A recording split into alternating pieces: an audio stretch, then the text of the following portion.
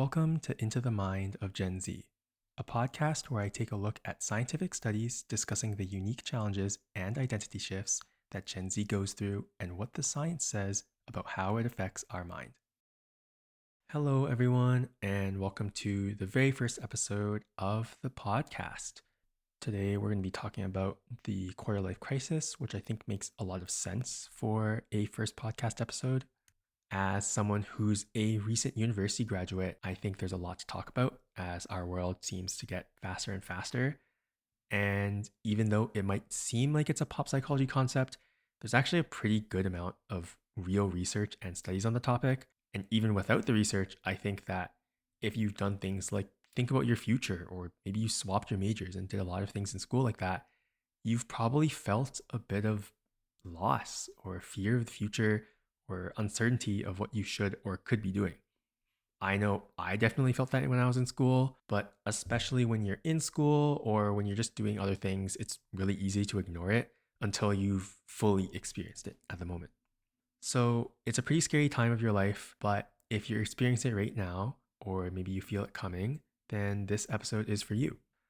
We're going to be talking about some studies on the quarter life crisis, what it is, the 4 phases of the quarter life crisis, and some tips and tricks to help you navigate this time in your life. So, with that said, let's dive into the mind of Gen Z. So, what exactly is the quarter life crisis? Well, the quarter life crisis loosely is defined as an individual experiencing a psychosocial crisis. I think usually the way this manifests when you talk to people who go through it is the sense of being really lost and aimless with what they're doing. So, my first experience of this when it was in its full bulk was when I was in my kitchen and I just stared at my kitchen table and I was thinking a lot. I was thinking super, super fast and I literally started crying right there. My parents were with me and they're like, "Man, what's wrong? What? Like, why are you crying, man?" Um, my parents don't care if I cry. Like, they don't really care about masculinity like that. But when that happened, it was just this overwhelming sense of dread. And it overcomes you, and you don't really know what to do with it or where to go. Now, the main cue for the quarter life crisis is, as you would guess, very major life events or major life changes. Usually, that's going to be in line with something like moving to a new city, graduating, maybe you start your first job, maybe you're going to do some higher education, or you got out of a relationship. There's a lot of things that can go into play, and a lot of them can be combined as well. But in general, the main initiator is going to be something related to your career. So, studies indicate that unemployment and choosing a career path is a major cause of stress and anxiety. And a lot of this is because if you're in the West or really any developed country, finances and individualistic behaviors are highly rewarded and honestly seen as the major goal of living your life. We kind of mark a major success component as being financially independent. And in a very robust world where we can be very easily confused with our economics and we have to budget and spend wisely, it's a really, really big stressor for a lot of people. There's a feeling of you need to succeed. Maybe you need to find a good job. You also want to find a job that you might like. And doing all these things is really difficult to balance, especially when you have to account for other things that happen on top of it. So, for example, you might be living alone for the first time, and that can cause major feelings of isolation or loneliness. Sometimes you're going to separate from your friends because if you move to a new place, then you're going to be in a completely new environment. And especially if it's not somewhere where you grew up, it's going to be harder to make friends because you're not in school anymore. Sometimes you'll also look at your romantic relationships and you'll realize that at the part of life you're at, you just kind of want to be single, or you realize that you both have different goals, or you've grown apart because you're at this stage of your life where you're still growing and you're still learning about yourself. I think friendships, we especially don't consider that much, but it happens a lot because people do move to different places and cities. And with globalization, people even move to different countries. And so, again, because you get put into this situation where at work you don't get surrounded by people with your age as much, you can get this sense of loss or confusion or isolation as you evaluate, lose, or leave some of your relationships. And the issue arises more because eventually there's a sense of wanting to achieve happiness in some meaningful way. You don't want to just be there in your 9 to 5 and doing your work and you go back home and you're like, what do I do now? And you do a couple of things, but you're like, is this all there is to life? And you kind of experience this because you realize you don't feel like yourself anymore. It's a cliche thing to say, but like the fact of the matter is that you don't know yourself anymore. I think that people pretty often they have this notion where they have to go to school and get good grades, then they go to university and they still get good grades, and then they're going to go work, or some people will go to higher education, and after that they hopefully find a relationship, maybe they start a family if they want it, and that's life. But once you reach this point of I've achieved what I set out for and there's no next goal that's really noticeable, there's kind of a sense of like, okay, now what am I going to do? And a lot of this, again, comes from the need to achieve rather than experiencing the world around us.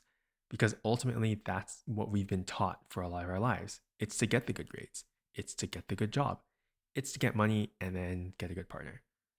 But those goals that were set out for us, or the goals that we kind of set up in our mind when we were growing up, are things that we kind of achieved more or less out of necessity. And now that you're in a place where you have a little bit more freedom, you actually don't know where to go and you don't know what to do. You need to start figuring out your own goals, your own values, and what makes you an independent person other than those goalposts that were given to you that you made in your head. So, in essence, you start to feel like you lose your identity.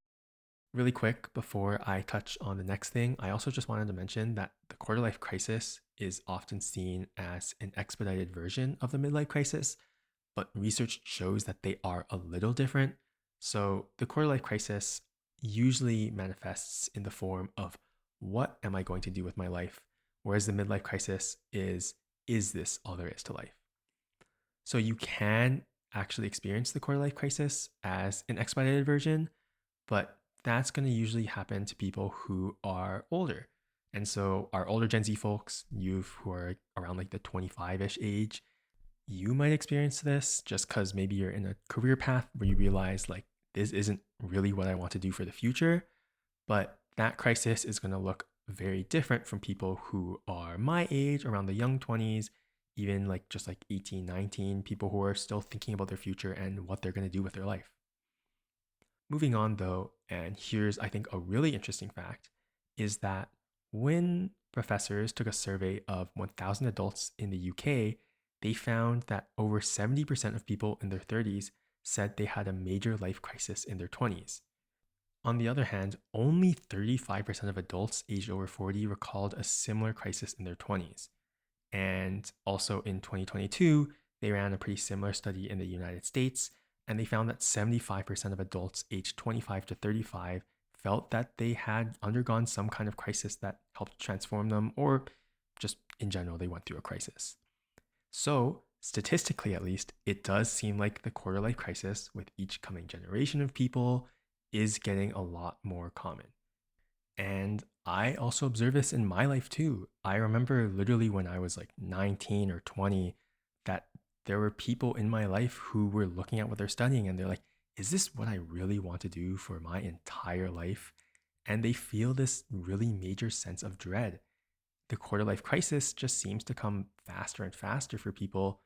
And so you might be wondering, well, why is this the case? Well, the first thing is, of course, the initiation of it, which happens usually due to financial stresses or thinking about what they want to do as a career and find a way to build financial independence. And so that has a lot to do with kind of our economy and individualism and society in general.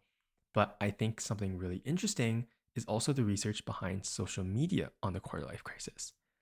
Now, social media could and will get a whole episode on itself, but the major thing that you need to understand is that social media seems to create a need or a sense of FOMO in your life for what you can do or what you can achieve. So while social media itself doesn't actually create the quarter life crisis, there are a lot of studies that show that it does cause a significant positive correlation to the intensity of the crisis. And what that means is that if you are using social media a lot more, then your quarter life crisis actually gets worse and it actually is more severe. I especially say because the lavish life is seen as so desirable, and it's really easy to see people who get to travel, whether it's your friends or idols or influencers. You kind of get influenced to this point of, oh, I wish I could do that too. And even though you know it's not the whole picture, the important thing is that for our generation, we're the first digital natives. And most of the time, we spend a lot of time on the internet and talking to people, exploring different things, learning about different things. The internet is very largely our home. And so we, more than any other generation, are also constantly seeing and comparing ourselves to the lives that other people are living. You might be comparing yourself to your friends who seem to be doing way better than you. They're going around the world, people might be getting married, and meanwhile, you can even compare yourself to, again, idols and influencers who are on social media, they're chasing their dreams, they're doing amazing things that you wish that you were doing instead. And even if you intellectually know that there's way more behind the scenes of their life, it doesn't mean that it just solves the issue. Like you're still going to get this feeling of, I really wish I was able to live the life that they're living. And just in general, I think that the desire for external validation is what makes the quarter life crisis a lot stronger. So whether it be a really big desire to achieve something and, oh, once I get this dream job or this dream relationship, that I'll be happy, or it's the validation that we get from using social media. We kind of rely on other people or these other sources to really give us the happiness, even though that's not a long term solution to our issue. I think a really good example of this is when I was talking to one of my friends, and she's a really, really smart girl. She does amazing in her classes, but she was telling me about this time where she's like, maybe I want to go to a really, really good school. So she wants to go to maybe an Ivy League school because it helps prove to herself that she could make it there, that she was smart, and so on and so forth. But I was asking her and I ended up challenging that thought because I was wondering, like, are you proving it to yourself or are you proving it to the world? And a lot of the time, I think that you're just kind of proving it to the world because you're relying on this external validation that you can get into Harvard and that getting into Harvard makes you smart, it makes you cool. Now, I want to be clear, there's nothing wrong with having the desire to achieve big things like go to an Ivy League school or trying to be a better person every day or even posting on social media because these are things that you should do in your life. You should set goals and you should try to achieve them. You should try to be a better person each day. And also, when you get those achievements, you should take the time to celebrate them. Be happy with what you've done and also get validation and support from the loved ones around you. The issue is that for us and for our generation, we end up doing it a little too much. We haven't learned ways to navigate the world without getting external validation first. And oftentimes, we also rely on social media to tell us things that we need to do. So when we have these goals and this online persona, it ultimately just becomes this facade that this is what we want to do, even though it's not actually maybe what you want to do. And that's exactly what exacerbates the quarter life crisis because you put yourself in this little box that doesn't actually look inside to do the internal work. You instead express your desires through the external needs and the external wants that you have. So, what do I mean by the internal work? Well, really, what that means is it's about taking the time to understand what are the things that I really, really want to do. And not even necessarily things like, oh, I really want to travel to Europe or I wish I was famous. It's digging deep and thinking about what are the things that are valuable to me. Why are these relationships the things that I'm chasing? Why do I care so much about getting a good job? How did I grow up and what are the things I did that actually matter to me? So, this moves us really nicely into a study which explored the quarter life crisis into four distinct phases. And I think that if you use these phases or if you understand them a little bit better, you'll kind of understand what I'm talking about when I talk about doing the internal work. Also, if you're in the quarter life crisis, maybe see if you can try to find yourself in one of these phases.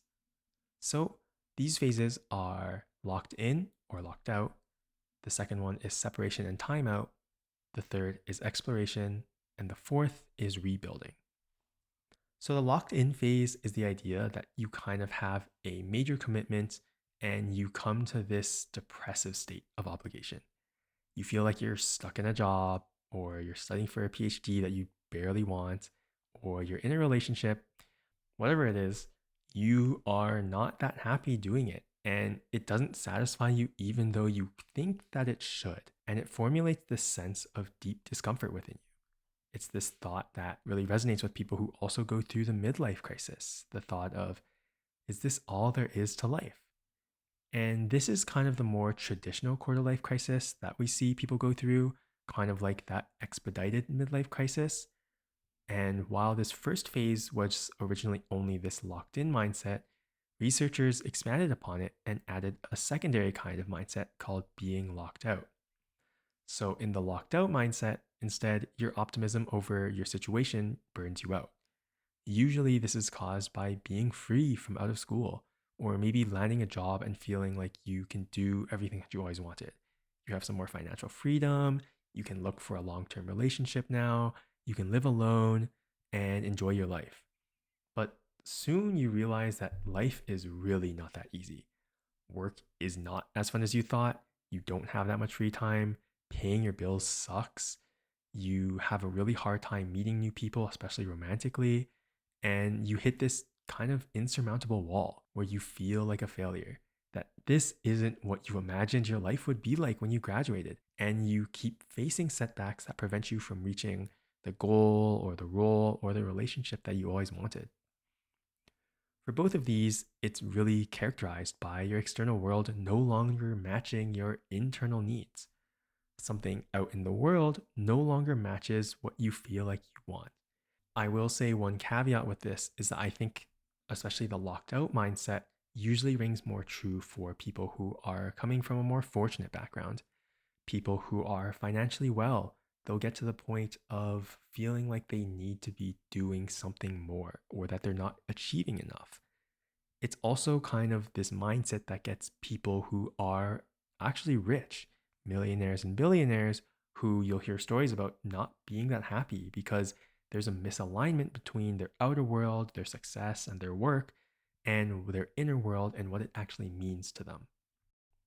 After this first phase, you end up progressing to the separation and timeout phase. So these two phases are characterized by checking out of your life in rather distinct ways. So the separation is usually somewhat involuntarily. And what this means is that you start to feel very volatile towards one of your commitments. So maybe you feel like you want to leave your job, or maybe you feel like this thing that you're studying just isn't for you anymore.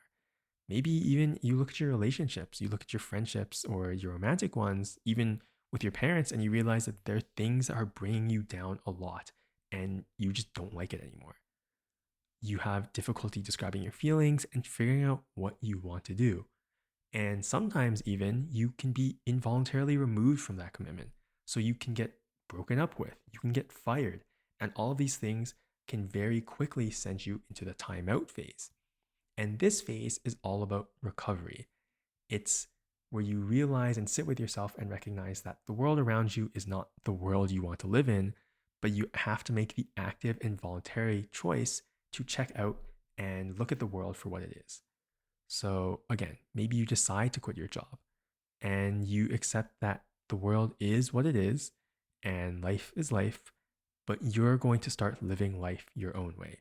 You accept what happens, and whatever happened to you is just a process of living, and you recognize that there's growth to be done and that you need to develop the world around you to give you what you want. You can't expect just the world to plop in front of you and to give you a perfect solution to exactly what you need. Instead, you need to work for it because you recognize that there's a lot of development for you to have. And so this is followed by the exploration phase, which is all about that rediscovery. And it's here where I want to make a point that no longer are you exploring or doing things for the sake of achieving anything. Arguably, I guess you could say that you're doing it because you want to achieve like happiness or like mental well-being, but it's really more about figuring out your own internal compass and using that to guide you and tell you what you want to do. So, where I spoke a lot about how we use the external world to guide us and tell us what to do, we actually find ourselves doing true exploration when we're looking at ourselves and understanding that we need to start discovering what makes us happy for what it is. So, it's developing this don't knock it till you try it mindset. You might pick up a lot of different hobbies. You might end up making new friends. You might upskill or learn new work. You might talk to more experienced peers. But the general focus of it is figuring out yourself, who you are, and doing it all without really a regard for the world around you. And you're not letting other people and their thoughts and social media and even people and their dreams and what they think that you should be doing tell you what to do. Instead, you're just trying to be unapologetically you so that you can live the life that you want. And finally, you are met with the rebuilding stage. So once you've done many things and feel a resolution towards your quarter life crisis, you begin to recognize what it is that is truly important to you, and you're going to build your life around those values that you've discovered and explored. So you start to form new relationships that will match the mindset that you're in. And you might also be partaking in new hobbies that you never would have known that you liked in the first place. You might build different communities, you might join different communities. And ultimately, it's about reaching a point of recognizing that you can do things for yourself. So, the rebuilding stage and overall the quarter life crisis in general is resolved by taking this approach where you figure out your internal world. You have values and beliefs that truly guide your actions now, and you also take the steps to use those values and beliefs to guide your actions. You use this approach where you figure out what is going on inside your body and mind, and then using those as a compass to actually change the world and the external world around you to fit what your body is saying to you. And I mean, I think it makes a lot of sense. If we take something simple where, let's say, maybe you hate blood, why would you want to be a doctor? Even if your parents told you it, you know that deep down, like you really don't want to do it. And the same thing goes for relationships. You might grow up and you realize one of your major values and beliefs are learning a lot and self improvement. And you might realize that a lot of your old friends, they don't hold this same mindset as you. And it's not that they're wrong and you're right, but it's just that you guys are going down different paths. And you should be looking for relationships that serve you and your purpose and what you want to do. Because of this, you build your world based around what you like and not around the world around you thinks is good or amazing or what's convenient. You are truly picking the life that is designed for you. After hearing all of this, you also might think like, wow, this is really amazing. Like it's exciting, it's cool. But I also want to remind you that this is also a very tumultuous time. And especially if you're going through like the first phase or the second phase, you'll understand what I mean because you're going to be going through really, really big life changes. You might be graduating, you might be moving cities, you might have just left a relationship, you might be changing careers. A lot of these things are really, really big steps. It's a really stressful time because when you start to understand yourself and you know what's valuable to you and what you care about, you have to start choosing the things that matter to you. And when you have to choose between things, that means that you have to leave something else behind. You might be leaving behind your old self, your friendships, any relationships, a really valuable city, just a lot of different things. And oftentimes you're taking a deep dive into something where you have no idea what the outcome is going to be. But it's kind of freeing in its own way because you're choosing it for yourself. It's really important also to recognize that this research also doesn't mean that you're going to discover your one true passion or that you will discover your purpose. God Himself is not going to come down. When you finish your quarter life crisis, you're not going to get blessed with enlightenment. I mean, if you're lucky, maybe you do. But for the majority of us, it's going to be more about gaining an understanding of yourself. And that should be your main takeaway from this episode. It's about understanding yourself. It's about knowing this is what makes me me. It's about also building the life that you want to build for yourself and not for anyone else. And this is how you're going to make yourself happy, because you're going to find that at the end of the road, you are now doing things that truly matter to you and really fulfill you in a way that isn't just about monetary value or getting validation from other people. It's really about doing things for yourself. I know that it's kind of a beat down message at this point because I keep talking about your inner reflection and understanding yourself and being a better person, but that's really what the quarter life crisis is all about. And not taking the steps to recognize that are what's going to keep you stuck in here. So, lastly, on this episode, before we end off, I want to give a couple of tips on the research from coaching through the quarter life crisis, and also just some anecdotes on ways that might help you navigate your quarter life crisis. So, firstly, if you're struggling to figure out what you like to do, try asking your parents or thinking about things that you liked doing when you were a kid. The first things that I tried were honestly doing some things with gaming, tinkering with building things, and also singing. That one came from my parents because apparently I really, really liked singing as a kid. And I also realized that some of these things that I really liked doing as a kid don't serve me anymore, but they still kind of led to another thing. So, just for example, is right now I actually don't like gaming that much, particularly as a solo activity. Gaming, I realized I loved it so much because it was about the communities I was in and the friendships that I made along the way, which I know it sounds kind of cringe. It's one of those things where it's like, it's more about the journey, not the destination, but it's true. Even now, I basically don't play any games unless people ask me to. But that's a good thing because now I figured out that it's about the communities and the relationships that make me really happy, not necessarily the gaming itself. I will say that when it comes to exploring as well, it might be uncomfortable for you to do some things. But if you think that you want to do it, if you're scared about doing it, and you think that maybe you're going to get turned into a laughing stock, you might lose friends, whatever else, it probably means that you should do it. Because the fact of the matter is that you should be doing these things for yourself. And until you realize that, you won't be able to live for yourself. And I will say that there is one major caveat, which is unfortunately in our current society, there are imbalances in the things that you can try.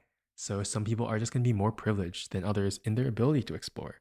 So, like traveling, like buying things for themselves, like attending actual professional classes. But if you're in the place to do so, and especially if you're listening to this episode on what I assume is a phone or a computer, you can seek out opportunities. They do exist.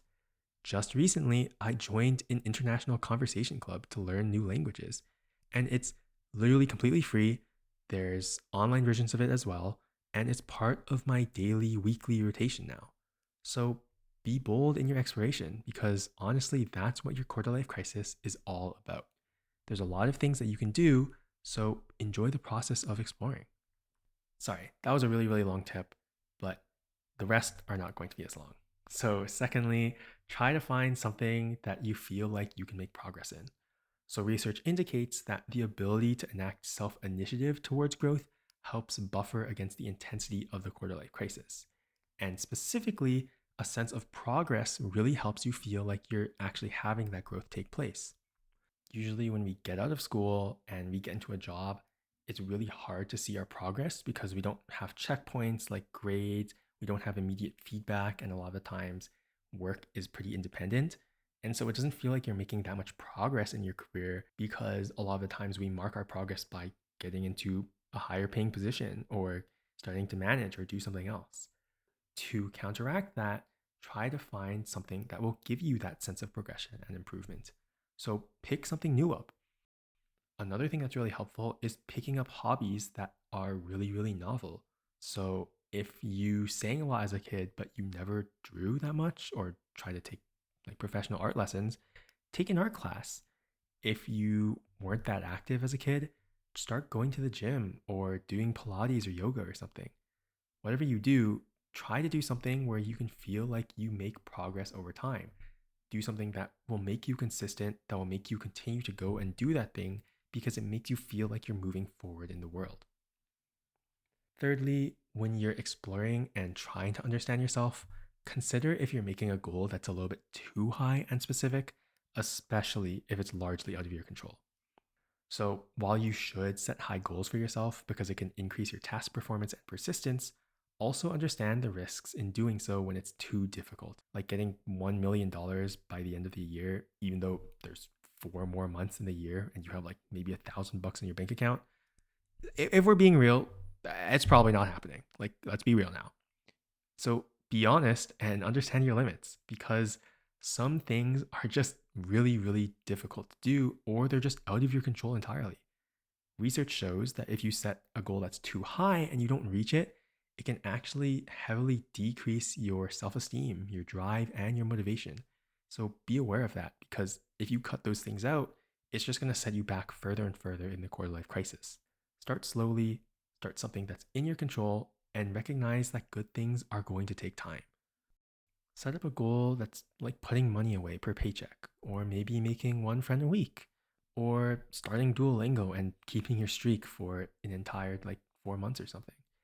The more attainable it is, even though it might take some consistency and it might also be a little difficult, if it's attainable and it's in your control, it's going to be a lot more rewarding for your self esteem and your motivation. Fourth, and this is going to be probably the most important tip of all of them, is do not try to rush through your quarter life crisis.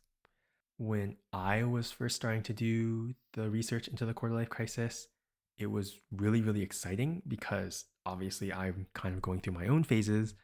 And I was like, oh, once I intentionally choose to check out, I can start exploring and I can start building my life and I'm going to have an amazing life by the end of this. But that does not really help.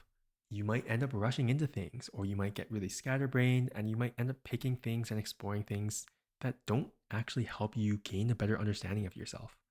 The researchers even actually note this, and they say that you can enter states of fast forward or looping in the quarter life crisis, which will keep you stuck in phases 2 through 4 for a very, very long time. And this usually just happens because you're not actually interested in understanding yourself.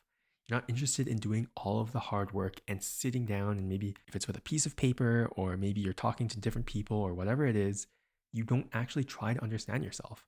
Instead, you're picking up a lot of new hobbies that you might think you like instead of actually thinking about things that matter to you and then picking out hobbies based on those interests.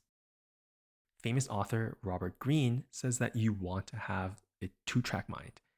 So you want two major areas of expertise that you're developing in. Becoming too scatterbrained, like having 5 different interests, will cause you to not specialize in anything and not be very good at it, and therefore you won't make that much progress or feel very fulfilled. Equally, if you're too locked into only one thing in your life, you're going to be really, really bored. And sure, you'll have a lot of specialization, but you're going to feel a sense of loss because you're not doing a lot of other things that might be interesting to you because you've locked yourself into just one activity in a world of infinite possibilities. So take the time to explore, understand that it's going to be hard, and that understanding yourself and figuring out what you like is not going to be a one-time process. Take the time, pick things that really resonate with you, write a lot, cry a lot, and embrace the pain. Because even though it sucks, know that if you're able to do it and take the time to understand yourself, you're going to get out of this a lot stronger. I saw this one quote, which I think really encapsulates this tip well. And so it reads, whenever you're in pain, you want to run away from it. But don't run away from pain and don't ask it to go away faster either. It's those who face the pain and use it until it's dry who are the ones who will grow the most.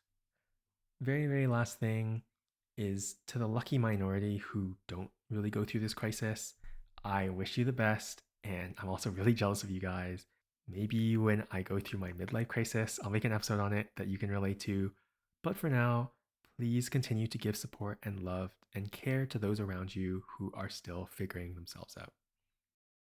And that concludes our first episode. So if you made it this far, thank you so much for listening. And please share this with a friend if you found this helpful or if you're thinking of them. If you have the time, leaving a 5-star review on the podcast, wherever you get it, is really appreciated. And be sure to follow us on Instagram at Into the Mind of Gen Z. Thank you for listening in. And next week, we'll be touching base on Gen Z and dating culture. But until then, talk to you later.